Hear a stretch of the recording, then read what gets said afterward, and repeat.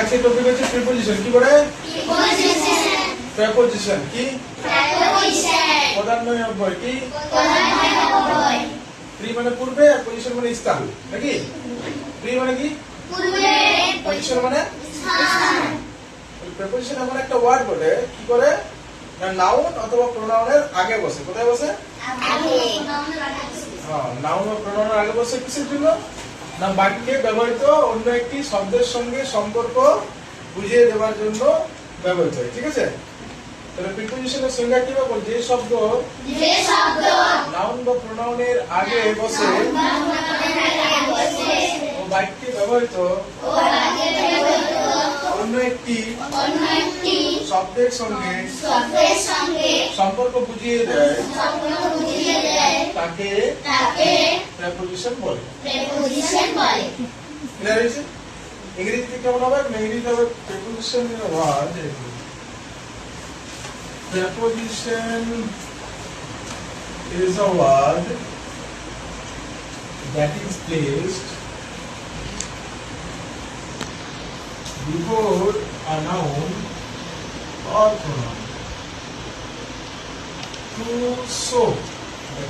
show its relationship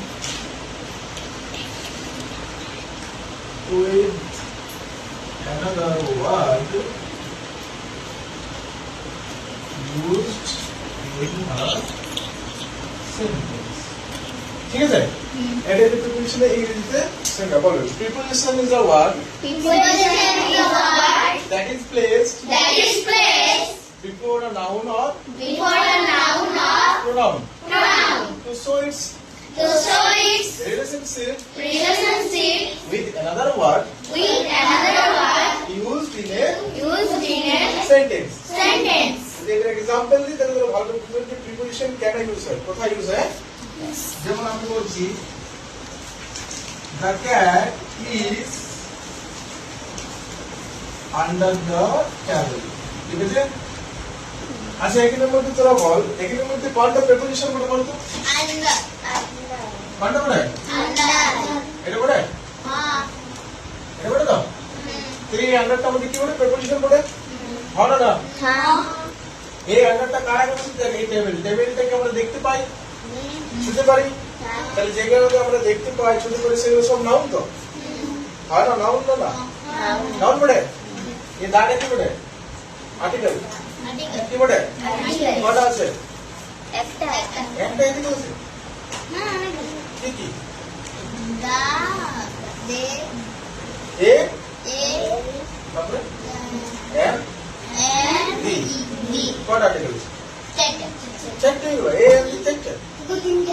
কটা article কটা আছে? কি কি? ঠিক আছে, তাহলে এটা নাউন বলে? টেবিল কি বলে? নাউন বলে তো? তাহলে নাউনের আগে বসেছে?